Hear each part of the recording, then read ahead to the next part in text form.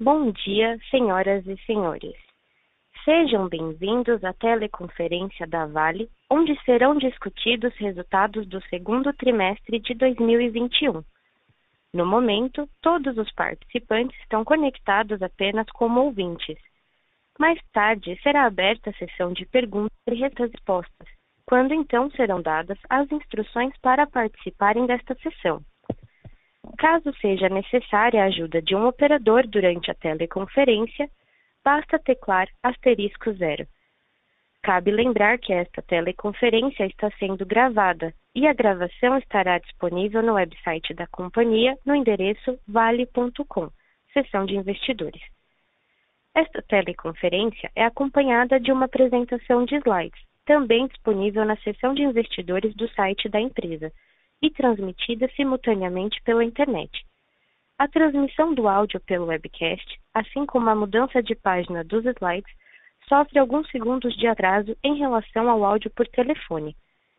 Antes de prosseguir, gostaria de esclarecer que eventuais declarações que possam ser feitas durante esta teleconferência relativas às perspectivas dos negócios, bem como projeções, constituem-se em previsões baseadas nas expectativas da administração em relação ao futuro da Vale.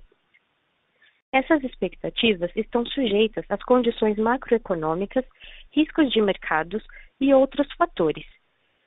Conosco hoje estão Sr. Eduardo de Sales Bartolomeu, presidente, Sr. Luciano Ciani Pires, vice-presidente executivo de Finanças e Relações com Investidores, Sr. Marcelo Spinelli, vice-presidente executivo de Ferrosos, Sr. Mark Travers, vice-presidente executivo de Metais Básicos, Sr. Carlos Medeiros, vice-presidente executivo de Segurança e Excelência Operacional, e o Sr. Alexandre D'Ambrosio, vice-presidente executivo de Jurídico e Tributário. Inicialmente, ao longo da apresentação, o Sr. Eduardo Bartolomeu fará os comentários sobre o desempenho da Vale no segundo trimestre de 2021. E, ao final, estará disponível para responder às questões que eventualmente sejam formuladas. Gostaria agora de passar a palavra ao Sr. Eduardo Bartolomeu. Por favor, pode prosseguir, Sr. Eduardo. Muito obrigado. Bom dia a todos. Em primeiro lugar, espero que todos vocês estejam bem. Como temos feito desde o início da pandemia, mantivemos nossa guarda alta no segundo trimestre de 2021, com todos os procedimentos de segurança e prevenção à Covid-19. Segurança, pessoas e reparação. Essas palavras são nossas prioridades desde 2019 e continuam a inspirar nossas ações. Estamos avançando em Brumadinho. Estamos trabalhando com as autoridades para implementar o acordo de reparação integral de 37,7 bilhões de reais assinado em fevereiro desse ano. Enquanto as autoridades realizam a estruturação das frentes de trabalho, a Vale dá continuidade às ações para a reparação socioambiental e socioeconômica. No segundo trimestre de 2021, entre outras iniciativas, lançamos o Programa de Fortalecimento Social em 10 municípios e na calha do Rio Paraopeba. E estamos concluindo a nova adutora para abastecer a região metropolitana de Belo Horizonte. Essa entrega é um grande avanço para garantir a segurança hídrica de cerca de 6 milhões de pessoas. A reparação dos danos individuais também continua. Desde 2019, mais de 10.700 pessoas entraram em acordos para a indenização civil ou trabalhista com a Vale, que somam quase 2,7 bilhões de reais. Ou seja, estamos separando Brumadinho de forma célere, justa e ágil. Também avançamos na segurança de nossas barragens.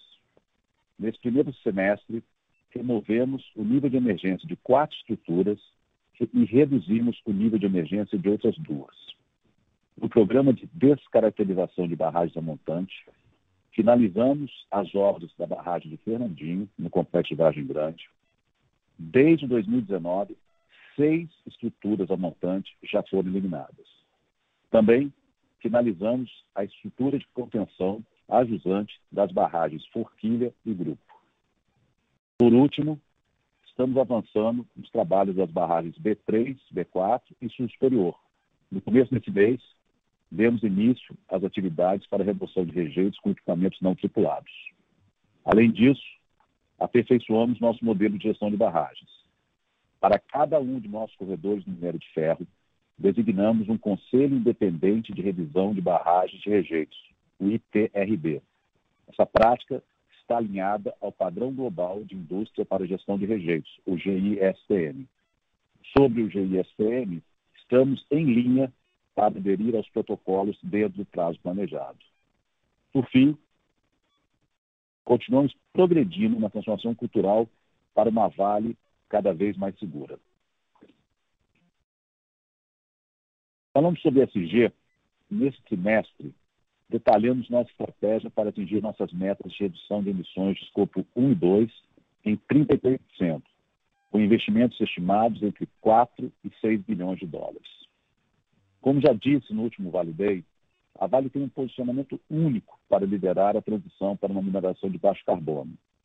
Temos um portfólio de alta qualidade para apoiar a descarbonização do aço.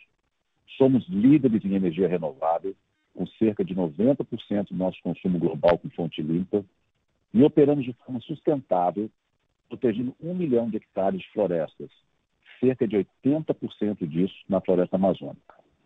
Quanto ao nosso plano de ação para GAP ESG, fechamos mais um GAP com o estabelecimento de uma metodologia formal de due diligence para direitos humanos. Esse processo avalia e trata riscos e impactos em direitos humanos. Ele será implementado em todas as nossas operações e projetos críticos, começando com 14 operações no Brasil em 2021. Portanto, seguimos firmes com a nossa ambição de transformar a Vale em uma referência ESG. Agora, falando sobre o desempenho operacional dos nossos negócios, nosso EBITDA ajustado no segundo trimestre foi um recorde histórico, com 11,2 bilhões de dólares, dado o incremento no volume de vendas de minério de ferro e as boas condições de mercado.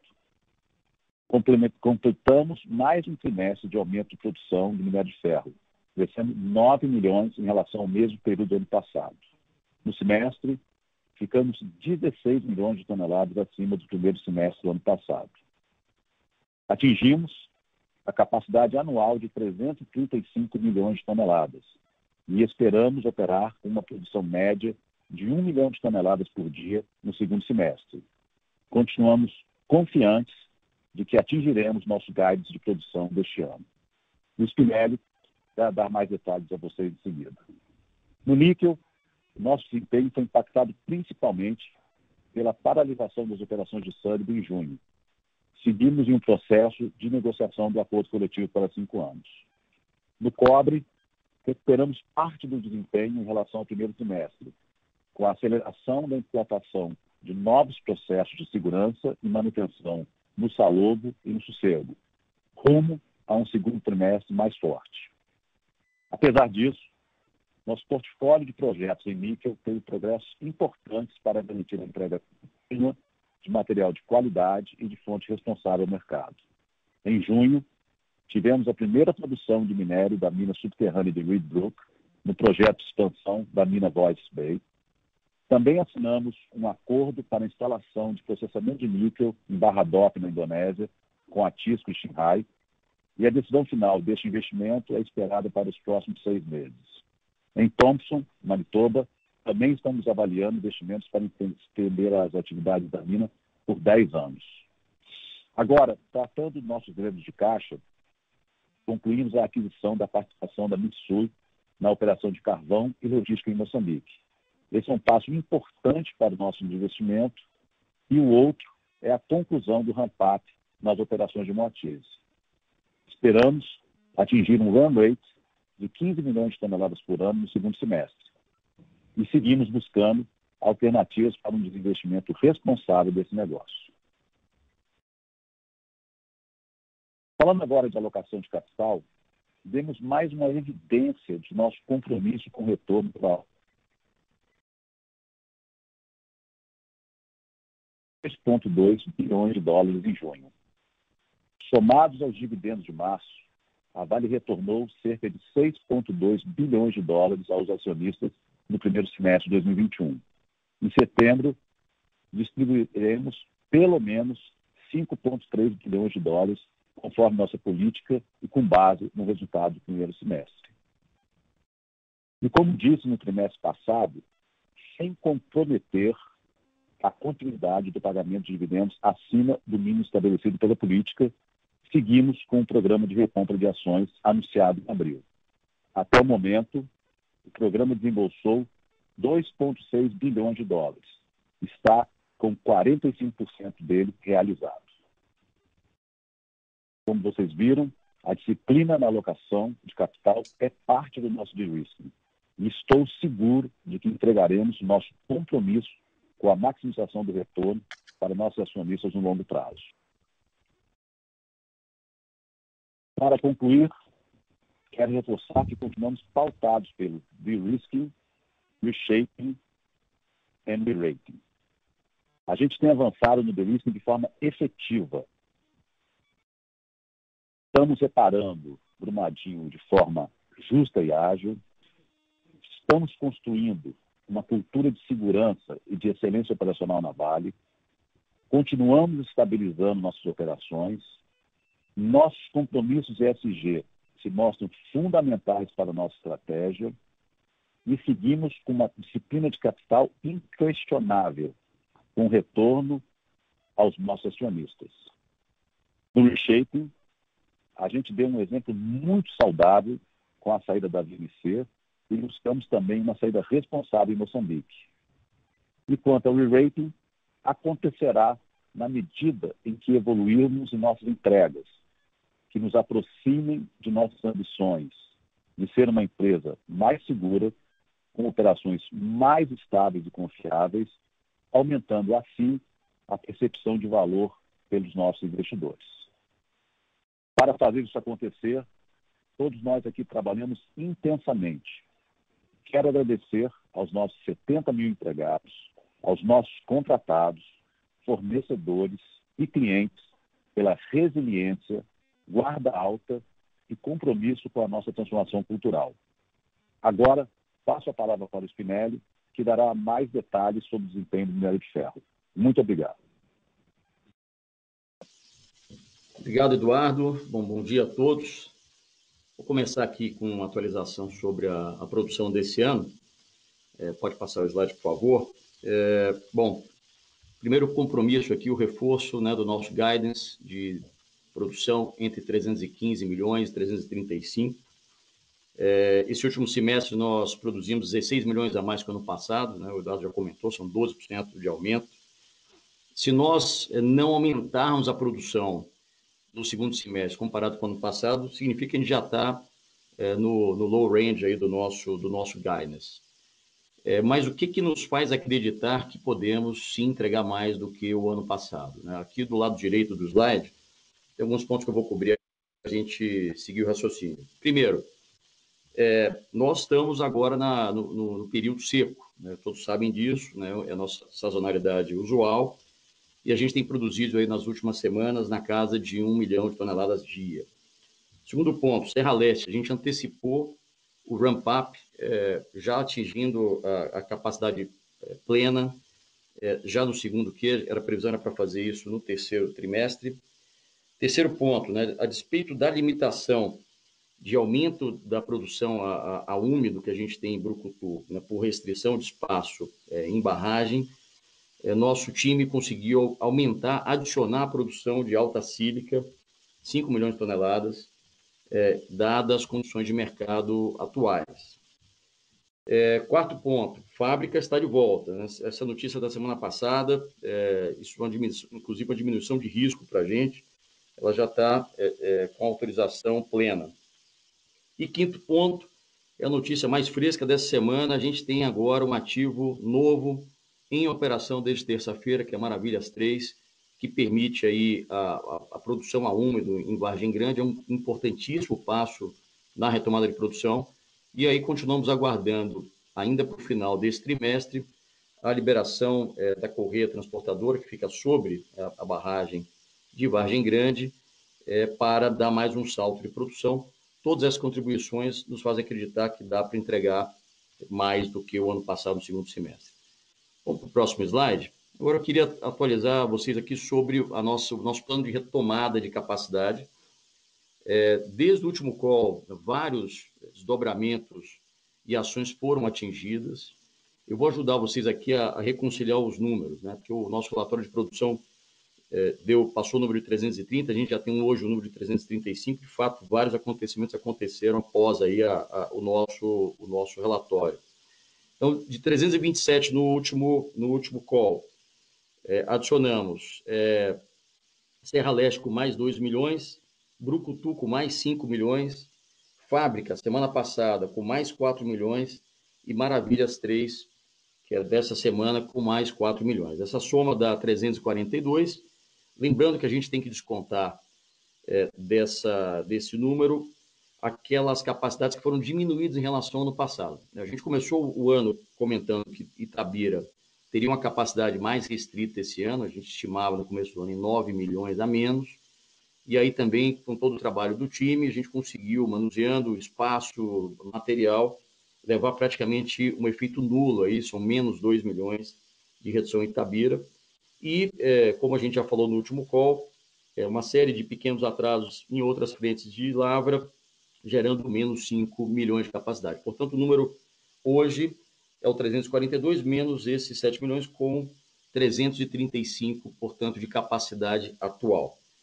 Próximo slide, por favor. Aqui a gente vai falar um pouco agora o que a gente espera desse segundo semestre, né?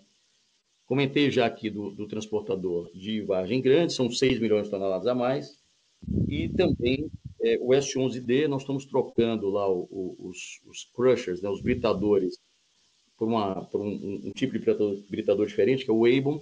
Já fizemos a primeira troca, o resultado está indo muito bom, muito bem, e a gente tem aí a segunda troca de 4.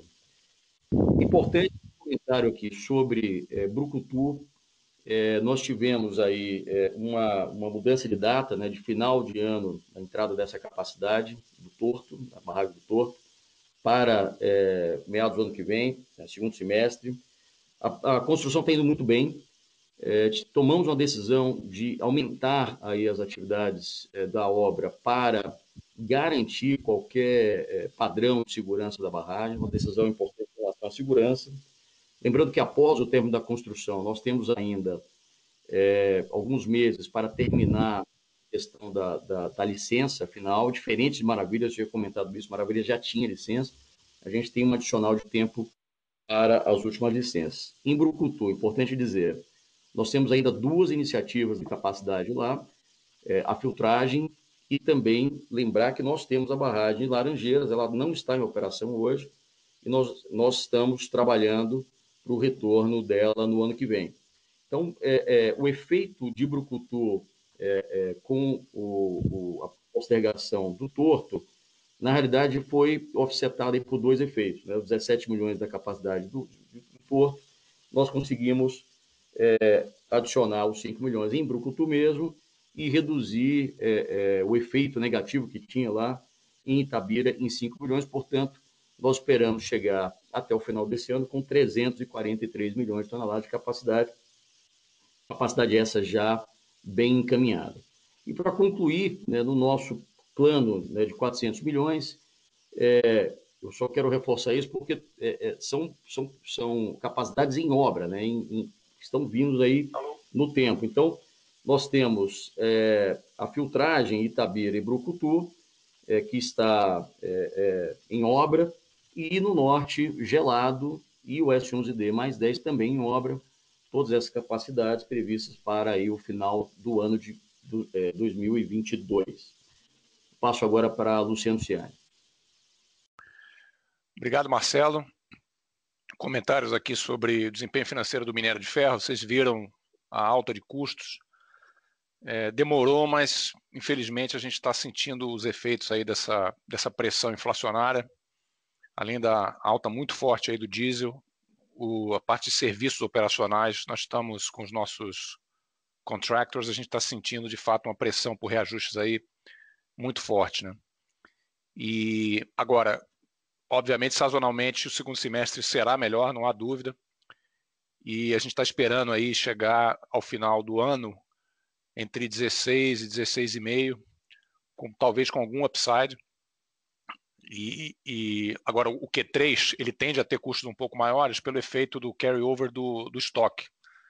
Já que a produção no Q2 foi mais cara, isso demora uns 2 meses até fluir pelo sistema e você começar a ver o C1 cair. E a gente tem oportunidades, por exemplo, se de fato a pandemia continuar nessa trajetória de redução de casos, nós estamos gastando aí só em minério de ferro cerca de 150 milhões de dólares por ano entre custos e despesas com as nossas medidas para proteção dos nossos colaboradores, né? Então você tem aí, talvez em custo, aí, uns 30 centavos de dólar associados à Covid. A normalização das operações também é uma alavanca, né? Agora, por exemplo, a produção de fábrica normalizando, produção de Timbopeba ainda um pouco mais cara por conta do trem autônomo, mas normalizando, isso começa a dar condições para uma redução mais estrutural de custos. E, por fim, nós estamos fazendo, de fato, um grande catch-up em manutenção, com a implantação do nosso sistema de produção Vale, o VPS. A gente estava na faixa aí de 20%, 30% apenas de manutenção sistemática, o resto corretiva. Nós já estamos na faixa de 70%, 80%. Uma vez feito esse catch-up completo, a tendência é que os custos de manutenção também se reduzam. Ainda em minério de ferro, eu queria chamar a atenção aí para o segmento de Pelotas, que apesar do Platts ter tido uma variação de 33 dólares, o nosso preço realizado de Pelotas aumentou em 63 dólares. E poderia ter aumentado mais, porque em Pelotas o sistema de precificação ele prepondera um pouco mais o preço defasado, né, com base no trimestre precedente. Mas, além da variação do Platts, a gente teve aí um efeito aí 22 dólares aproximadamente a mais de prêmio. Nossos prêmios aí estão na casa de 60, 70 dólares para Pelotas de redução direta acima do 65, que significa que a gente tem vendido produtos a mais de 300 dólares por tonelada e também nesse trimestre vendemos mais pelota de redução direta. Isso mostra a oportunidade que nós temos quando trouxermos de volta Itabira e Brucutu, que são os grandes fornecedores de pellet feed para as pelotizadoras de tubarão que nesse momento estão inativas. Então, ainda que haja algum arrefecimento do mercado como um todo, a tendência de realização de preço é muito boa à medida que a gente consiga voltar nos próximos trimestres aí com Itabira e Brucutu. Em metais básicos, eu creio que nós tivemos um resultado abaixo do consenso aí, talvez em função da estimativa do impacto da greve de Sudbury nos modelos aí de vocês. E só queria lembrar que Sudbury é um corpo polimetálico, né? Então não é questão só de redução da produção de níquel, tem redução na produção de cobre e tem redução na produção de subprodutos importantes. No relatório de produção desse mês a gente reportou o cobre equivalente da nossa produção de subprodutos é cerca de 40 mil toneladas por trimestre, mais ou menos metade disso vem de Sudbury. Então essa é a razão porque talvez tenha tido esse mês aí na hora de fazer as contas. Lembrando só que ainda que haja uma resolução de curto prazo da questão da greve, nós vamos ter um terceiro trimestre desafiador em Sudbury porque tem a grande parada de manutenção programada prevista para os próximos meses. Então, o terceiro trimestre vai ser um trimestre ainda de transição, mesmo que a gente tenha uma solução rápida para a greve. No caso do carvão, só dizer que em junho nós já consolidamos o corredor e o EBITDA de junho foi de menos 12 milhões de dólares, que é um running rate muito melhor do que o que vinha anteriormente, de menos 50, menos 60 milhões. Então, se a gente já vê por mês, a gente já vê o impacto positivo da consolidação e do repagamento Project Finance, nós estamos muito confiantes aí de que com o ramp-up e o cenário de preços atual, nós vamos atingir EBITDA positivo no segundo semestre. Eu creio que esses são os highlights, podemos mudar e agora para perguntas e respostas. Senhoras e senhores, iniciaremos agora a sessão de perguntas e respostas. Para fazer uma pergunta, por favor digite *1. Para retirar a sua pergunta da lista, digite *2. As perguntas serão limitadas em 2 por vez. A nossa primeira pergunta vem do senhor Leonardo Correia, do Banco BTG Pactual.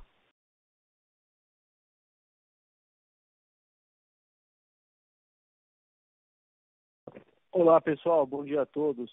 Vocês estão conseguindo me ouvir? Estou tendo problema de conexão aqui. Está bem picotado. Sim. Estão conseguindo ouvir? Não, tá ótimo. Sim, Leonardo. Então, a primeira Sim, estamos pergunta... ouvindo, sim, Léo. Tá ótimo. Obrigado. Minha primeira pergunta com relação a dividendos talvez para o Luciano ajudar, talvez o Bartolomeu, se tiver alguma coisa adicional, mas a gente está num momento, obviamente, de grande discussão da reforma tributária no país e próximo, né, nos próximos anos, aí é uma taxação em dividendos, né, de 20%. Nesse contexto, obviamente, acho que a dúvida que se coloca para investidores, né, de forma geral, é como que a Vale reagiria, né, e eventualmente se tem, né, na ótica de vocês, uma possibilidade de acelerar o pagamento de dividendos no segundo semestre, mais ainda, talvez, do que poderia ser o caso, né, diante dessa nova realidade de tributação, né, porque agora, obviamente, a diferença para o acionista no recebimento é muito grande e acho que existe um dever fiduciário do management, né, diante de uma responsabilidade total que vocês têm, de tentar, de certa forma, antecipar alguns movimentos de tributação. Então, talvez, Luciano, se puder ajudar a gente, como que funciona esse processo decisório e o que vocês estão pensando, né, a priori, com relação a esse tema, né, na reforma tributária, que ainda está recente, ainda tem muita discussão, mas acho que é um ponto interessante aí, dado toda a tese de Vale, que hoje em dia é boa parte motivada, né, pelo cash return, pelo potencial dividendo. E a segunda pergunta é com relação ao custo de minério, né? Acho que foi muito claro na introdução que o custo, de certa forma, frustrou, né, algumas expectativas e que a inflação já é uma realidade muito forte, né, na indústria, em todas as indústrias, né, no mundo. Olhando o custo break-even da Vale, né, que é aquele custo entregue na China, foi quase $45, né? Quer dizer, a gente realmente um nível bem acima tri-a-tri, alguns movimentos aí pontuais, mas está muito distante do que a gente imaginava, né, como um steady state para Vale. No passado a gente sempre falava aí de $30 mais ou menos, né, em condições mais normais, num nível estrutural até abaixo de $30. Então, tirando um pouco dessa volatilidade de curto prazo, entendo que deve ter alguma redução para o segundo semestre. Mas olhando de forma um pouco mais estrutural, né, como que vocês enxergam esse break-even? Dá para a gente imaginar ele voltando para casa dos 30? Ou, de fato, esse cenário inflacionário já traz uma novidade e a gente tem que assumir aí custos maiores para frente de forma estrutural? Obrigado. Obrigado, Léo. Luciano, deixa eu só antecipar um pouquinho a questão dos dividendos, que é uma pergunta mais genérica até que Léo. Obrigado, Léo, pela pergunta. A nossa política de dividendos, né, a gente toma muito cuidado, ela foi implantada em 2017 e ela tem que passar pelos ciclos, né? Vocês têm visto que a gente tem sido muito disciplinado e fizemos o pagamento extraordinário em junho, né? Sempre mirando aquela nossa estrutura dos famosos 10 bilhões de dívida expandida. Então, a questão, eu vou deixar o Luciano detalhar um pouco melhor, a questão da reforma tributária, primeiro, a gente entende que ela tem vários rounds para acontecer. Existe a intenção de ser neutra, né? De que seja, obviamente, se caso haja tributação no fim, haja uma redução do imposto de renda no início para ficar neutro. Mas tudo ainda está sendo discutido. Então, assim, como o headline, a gente não vê mudança na nossa política de dividendos em função disso. Mas eu deixo que o Luciano explica melhor e dar mais cor no que eu estou falando. Mas a gente quer, por que eu estou dando essa posição? Porque a Vale quer consistência na entrega dos seus retornos aos acionistas. A gente quer, de forma consistente, dado, vamos chamar assim, reunir as condições de continuar operando nosso negócio de forma segura, fazer frente aos nossos compromissos, o que tiver em excesso ser retornado para os acionistas. E aí, independe se vai ter mudança tributária ou não. Mas, Luciano, por favor, você podia completar e já emendar na questão do custo. Tá. Tem um tema interessante sobre os dividendos, que é o seguinte, todo mundo está vendo aí que as propostas estão contemplando redução do imposto de renda à pessoa jurídica dentro da empresa para compensar um pagamento de dividendos, um imposto eventual sobre dividendos, né? Agora, você imagina o seguinte, os lucros acumulados que as empresas têm já foram tributados à alíquota de 34%. Então, se os projetos não contemplarem a isenção desses lucros passados, você teria uma sobrecarga em cima desse resultado que não seria justa na nossa visão, né? Você pagou 34% e ainda pagaria, por hipótese, aí 20%. Então, essas reservas de lucros que já estão no balanço das empresas, a gente vê como legítimo distribuir eventualmente dentro do exercício para preservar essa equidade, né, de que essas reservas, esses lucros foram tributados a uma alíquota mais alta, nada mais justo que eles possam ser distribuídos também a alíquota atual que é zero, né? Então é dessa forma que a gente vê. E lembrando que nós já temos conversado aí sobre um potencial aumento de alavancagem. Então, a intenção de distribuir dividendos adicionais até para realavancar a companhia, ela já existia prévia essa discussão de reforma tributária. Então, é dessa forma que nós estamos vendo. Sobre a questão do break-even, vamos lembrar aqui que a indústria é cíclica, né? Então, esse break-even de 45, num cenário de preços mais normalizados, obviamente, a curva de custo cai para toda a indústria, né? E conosco não vai ser diferente. Talvez você tenha aí, por exemplo, no frete 6, 7 dólares aí desse break-even que está associado a essa ciclicalidade, né, que você poderia reduzir num ambiente normalizado. Você tem certamente aí uns 4 dólares aí, pelo menos, associados à falta de normalidade das operações da Vale. Né, se você voltasse à condição aí de 2018, onde a gente produziu sem restrições, e é o que a gente busca, né, resolvendo as questões de disposição de rejeitos, você teria certamente, na nossa visão, um custo por volta de 4 dólares mais baixo. Então, só no frete e na normalização das operações, você já voltaria aí ao ballpark aí de uns 35 dólares por tonelada, e a gente vê sim como possível chegar aos 30 dólares por tonelada com ações de gestão, no longo prazo, certamente esse é um objetivo factível e vamos continuar perseguindo. Agora, não tem como chegar próximo a esse número num ambiente de preços de commodities como nós estamos vivendo agora.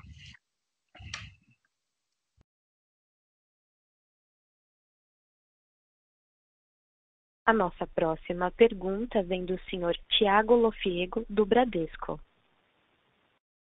Bom dia a todos.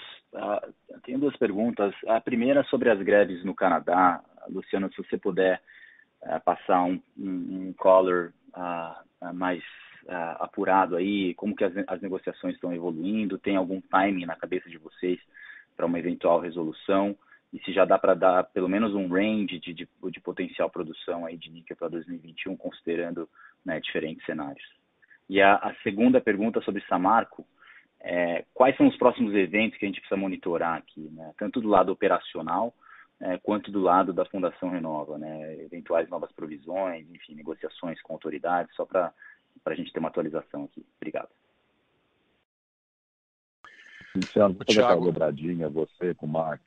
Tem Mark, tem Luciano. Faz o Mark responde, você traduz. Estou na greve, né? Okay. Mark, the question is about the strike in Canada, how the negotiations are evolving, any timing for that. That's the question. Okay, and I think did I also hear a question around production impact as well? Yeah, as well. Okay, so the good news is we are back at the table with the USW. We've been in negotiations at the table for about 10 days now, and those continue today. So that is a positive sign. And although it's premature to say whether that will end up in a deal in the short term or not, we remain positive and we remain committed to resolving this dispute and getting back to work as soon as possible. in terms of production impact, maybe the best way to deal with this is just to look at typical production rates. And for nickel, let's look at about 5,000 tons a month impact for each month out. Copper is about 7,000 tons. There's of course PGM impacts, palladium, rhodium, etc. That a little harder to give you numbers on, but there is an impact there. Maybe just a couple things to note here is that in June and July, the Sudbury operations would have been on an extended planned maintenance program in the smelter, refinery, mill, and the mines. So that some of that work is actually going on right now. So that will help with the return to work. And then finally, I will note that with the return to work after a deal is agreed to, it does take a few weeks to get back up and producing. So, thank you. Ok, só uma síntese aqui do que o Marco falou, né? Estamos de volta à mesa de negociações nos últimos 10 dias, negociações continuando. Um pouco prematuro para dizer se vamos ter um acordo ou não, mas estamos aí com uma visão positiva e queremos aí ter uma solução e voltar ao trabalho o quanto antes, né? Em termos de impacto de produção, estamos falando aí de 5 mil toneladas mês de níquel, 7 mil toneladas mês de cobre, PGMs, subprodutos, um pouco mais difícil de estimar. E em junho e julho estamos aproveitando essa paralisação para fazer algumas manutenções importantes aí nas minas, e mesmo após uma resolução, isso vai levar várias semanas aí até que a gente possa retomar integralmente a produção, né? Bom, sobre Samarco, nós operacionalmente a companhia atingiu a sua produção de ritmo aí de cerca de 8 milhões de toneladas, deve produzir esse ano no total calendário 7 milhões, vai ficar por aí durante muitos anos por conta de restrições para disposição de rejeitos, então não vai ter novidade nem no curto nem no médio prazo com relação à produção. A Fundação Renova, os programas de indenização estão avançando muito bem, desde que eles foram finalmente destravados aí no segundo semestre do ano passado.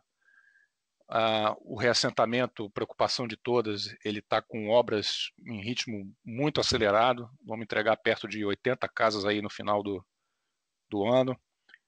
Toda a infraestrutura urbana está pronta lá, escola, igreja, praças, arruamentos, iluminação pública. Quer dizer, é questão agora de fato só de completar as casas. Os programas da Fundação Renova avançam, né? E as provisões adicionais, elas têm a ver basicamente com o tema das indenizações, né? Cada decisão judicial que sai, às vezes incluindo novos grupos, novas comunidades que não estavam contempladas antes, a gente precisa fazer os ajustes. E tem a ver também com essa situação do reassentamento, infelizmente, está ficando muito caro para a Fundação Renova, os custos aumentam por conta aí, a Covid atrapalhou certamente, essa pressão inflacionária que eu mencionei também impactou. E com relação a essas renegociações, eu queria lembrar aqui o seguinte, que existe um acordo, foi firmado em 2016, com os governos estaduais, as instituições de justiça, que definiram 42 programas para reparação plena do desastre Mariana. E aí tem tudo, né? Reassentamento, compensação individual, recuperação ambiental. Em 2018 foi feito um outro acordo, dessa vez, inclusive, os ministérios públicos e outras instituições de justiça se juntaram, modificaram a governança da Fundação Renova para ter mais participação popular. E esse acordo já previa que 2 anos após a sua assinatura, que haveria uma revisão da eficácia e do funcionamento dos programas, com a possibilidade de repactuar os programas individualmente. Então, o que a Samarco está fazendo é precisamente renegociar esses programas conforme foi previsto no acordo original.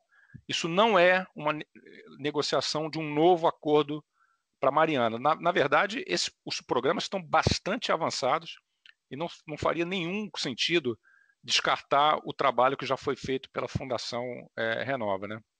E mesmo os programas vão ser renegociados onde eles fazem sentido. E o que a Samarco está discutindo com as instituições de justiça são os princípios, né, que vão reger essa renegociação dos programas. Então, é completamente diferente de Brumadinho, quando estava sendo construído um acordo do zero, não existia, e a mediação que está sendo feita lá no Supremo Tribunal Federal, o objetivo dela é melhorar, como eu falei, a execução e a própria governança, mas dentro dos parâmetros dos acordos que são válidos, que foram assinados por todos os governos estaduais e por todas as instituições de justiça e ratificados pelas cortes federais. E outra coisa, esse acordo, ele já definiu quais são as obrigações de fazer, quais são os programas que têm que ser executados, e os valores de compensação, que são aqueles valores que têm destinações aí, outras que não a reparação, já foram definidos. Não tem discussão de valores nessa mediação. Vocês podem ver a Carta de Princípios, ela é pública, lá não se fala de valores. Esses valores já foram definidos. Todo mundo concorda com isso e está lá na Carta de Princípios, que foi assinada no início de junho como base para o processo de renegociação.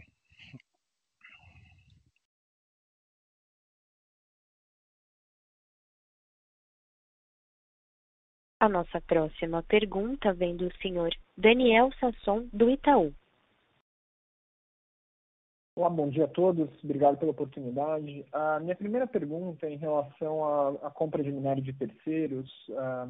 Acabou tendo um impacto negativo nos custos de vocês desse trimestre, e a gente notou que vocês aceleraram um pouco as compras, né? Foram quase, pelo menos olhando para as vendas, quase 5 milhões de toneladas no trimestre. Então, se vocês puderem comentar um pouquinho sobre as previsões ou as expectativas de vocês em relação à compra de terceiros no segundo semestre, se faz sentido continuar pensando em mais ou menos 5 milhões de toneladas por TRI, né? Só para ver como isso compõe aí com a retomada de produção de vocês para atingir os volumes do guidance para esse ano. E minha segunda pergunta, né, em relação, acho que o Luciano comentou bastante sobre o prêmio de pelota super alto, né, super saudável para vocês, chegando a vender material acima de $300 por tonelada. Se vocês puderem comentar um pouquinho sobre prêmios de qualidade no geral, aí o spread entre 65% e 62%, se vocês acham que pode ter uma mudança estrutural de patamar com essa busca por minério de maior qualidade, a volta de preocupações ambientais na China, enfim, qual o nível que vocês consideram sustentável? Obrigado, pessoal. Daniel Spinelli aqui, obrigado aí pela pergunta. Vamos lá.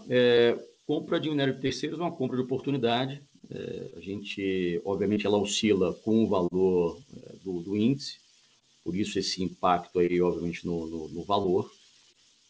E ela depende, obviamente, primeiro da oferta e segundo da capacidade de logística que eu tenho disponível para poder fazer essa oportunidade. Então, eu diria para você, no primeiro semestre tem um pouco mais de oportunidade, dado aí a nossa sazonalidade de produção, mas no segundo semestre tende a ser números estáveis comparado aí com o ano passado. Mas para você ter um pouco de patamar, dado que as próprias capacidades passam a ser ocupadas pelos produtos próprios da companhia. Tá? Em termos de prêmio, eu acho que a gente tem uma situação hoje, para o segundo semestre, mais estrutural, né? Em relação ao prêmio 62 versus o prêmio 65, o spread aqui. Né? Estamos falando de spread hoje na casa de entre 30 e 35, e aí algumas questões são importantes dizer. Primeiro, você comentou sobre a questão ambiental na China hoje, né, e os potenciais cortes de produção. De fato, eles vieram para ficar, mas eles são muito também sensíveis, né, ao efeito que você gera de inflação. Ou seja, você cortou produção, mas a demanda real é muito aquecida. Então, nós vamos ver ao longo desse segundo semestre a demanda aquece e você tem um relaxamento um pouco dos cortes de produção.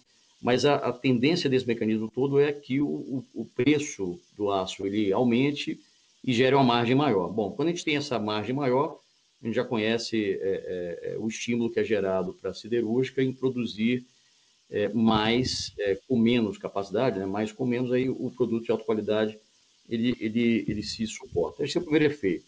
O segundo é esse do próprio corte. Quando você corta uma capacidade de produção, você para um alto forno, você precisa tirar o máximo de capacidade daquele outro alto forno.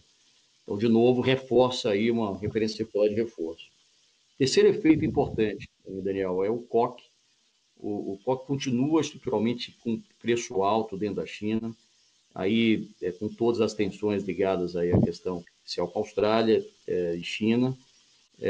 Então, você tem aí uma pressão ainda de energia alta para o reator que também você consegue economizar com produtos de alta qualidade.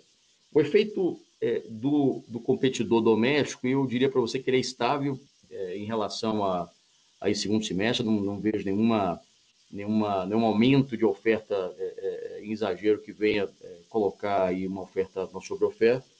E também os estoques hoje estão muito baixos de alta qualidade, né? Tanto de Carajás, eles estão no patamar hoje que suportam aí também esse prêmio estrutural. Então, eu diria para você que é a nossa visão do segundo semestre e pelo andar da economia chinesa e pelo aquecimento também do não China, né, do fora da China, que também cria aí esse desbalanceamento oferta e demanda do minério de ferro na China, também tende a suportar aí um prêmio no primeiro semestre do ano que vem.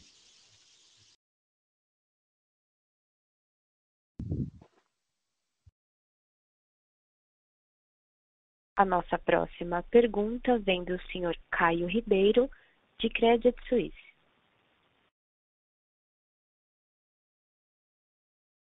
Bom dia a todos, obrigado pela oportunidade.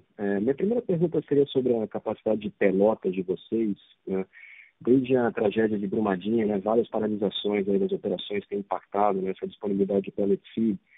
Entendo que isso dificulta, né, operar a plena capacidade na produção de Pelotas, né, apesar de, em algumas instâncias, essas peletizadoras, né, estarem disponíveis, né, para operar. Então, eu queria ver se vocês podiam passar um pouco de cor, né, sobre qual a capacidade instalada que vocês têm hoje de Pelotas e quanto que vocês conseguiriam destravar, né, nos próximos anos. E aí a minha segunda pergunta, né, sobre a meta de dívida líquida expandida de vocês de 10 bilhões de dólares, né, que hoje vocês estão bem próximos aí de atingir. Eu queria ver se vocês enxergam espaço, né, para talvez aumentar nessa meta, se aproveitando aí desse momento melhor, né, de preço de commodities, né, across the board, e assim talvez abrir até mais espaço aí para aumentar esses retornos aos acionistas. Obrigado. Caio aqui, Spinelli, obrigado aí pela pergunta. Bom, de Pelotas, que você acabou dando o drive aí da questão da capacidade. A capacidade do parque instalado nosso é de 60 milhões de toneladas, ele está instalado e com plena possibilidade de processar. O grande ponto é o pellet feed. Então, assim, vamos reconciliar só um pouco do pela frente. Resgatar os 60 milhões, está falando no horizonte de 2 anos, gradual de hoje até lá. Produção desse ano um pouco maior do que o ano passado.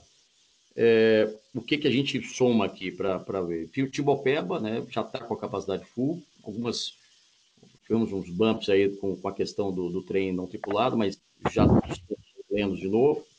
Brucutu, sua plena capacidade é ao longo do ano que vem, né, plena mesmo no segundo semestre, então com torto, mas a gente vai gradualmente aumentando a oferta de pellet feed no ano que vem. E Itabira também, você tem 2022 com o ramp-up da filtragem e Vargem Grande já esse ano com plena possibilidade de produzir a úmido, mas você adiciona o TCLD e depois você tem a questão toda de capacidade de logística final. Então, a soma dessas entradas de pellet feeds dão essa curva de crescimento bem gradual mesmo aí de agora, né, desse trimestre até o horizonte aí do final do ano que vem, começo de 2023, com a plena capacidade de todos os sites. Caio, sobre a dívida líquida expandida, nós fizemos discussões aí com o nosso board e nós já estamos mirando com uma referência um valor mais alto, tá? De cerca de 15 bilhões de dólares. E claro que a forma de chegar lá, isso vai ser feito ao longo do tempo e, como você falou, permite ser um pouco mais agressivo aí na distribuição e no retorno para os acionistas. Isso pode ser feito através de, né, combinações, como a gente vem usando aí, de recompra de ações, de dividendos extraordinários, ou ambos. No primeiro trimestre do ano que vem, inclusive, esse resultado extraordinário que a companhia teve, vai ensejar também o pagamento extraordinário de impostos, né? As contribuições que a gente espera pagar aí no mês de janeiro também não tem precedentes na história da companhia e certamente esses pagamentos podem ser feitos aí à custa de um pouquinho mais de alavancagem, sem dúvida alguma.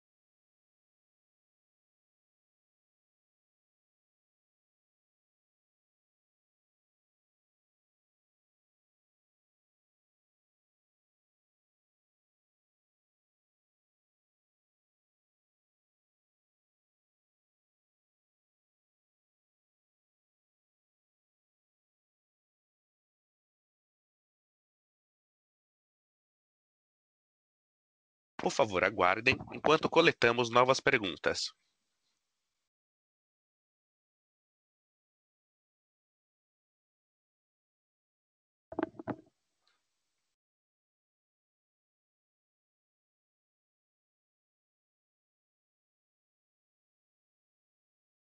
Nossa próxima pergunta vem de Rafael Barcelos, Santander.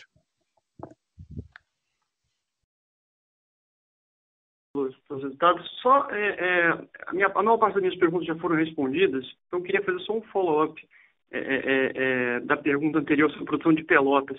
Como é que fica o timing do retorno da planta de pelutização de fábrica? E se esse retorno está incluído quando vocês falam que esse ano aí a gente deve ter uma produção mais ou menos aí estável ano contra ano ou com um leve crescimento? Obrigado. O Rafael Spinelli aqui falando. Fábrica, como você viu, a gente já está, né, com plena capacidade de produção, mas a qualidade hoje do run of mine que a gente tem hoje não permite uma pelota hoje com qualidade adequada para o mercado. A gente não tem previsão de voltar à fábrica ainda, usina de pelotização. A produção de pellet feed está servindo para blendagem, seguindo para Oman, que a gente tem aí capacidade também. E isso nós vamos construindo, né, com a própria capacidade com explosivo, né, não mecânico, que vai se expandindo aí, trazendo a melhor qualidade em novas frentes lá de fábrica. Então, é uma questão muito mais de ajuste fino aí de qualidade e não por massa, e aí a gente optou por fazer esse rearranjo, dado que a gente tem essa capacidade ociosa nas outras plantas. Mas, como eu comentei, dentro do contexto dos demais, né, fábrica, ele contribui na hora certa aqui, mas com ramp-up de todas as demais ao longo de hoje em até mais 18 meses para frente.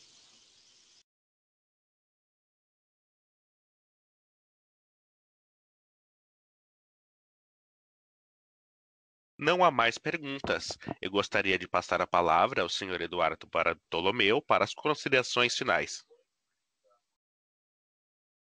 Muito obrigado aí a todos pelas perguntas, pelo interesse, né, no nosso resultado. Acho que a gente tem dito em todos os nossos calls que o nosso trabalho ele não é um sprint, né, ele é uma maratona. Acho que vocês podem ter percebido que a gente tem mantido uma disciplina muito grande na nossa construção dessa narrativa do de-risking, reshaping e re-rating, né?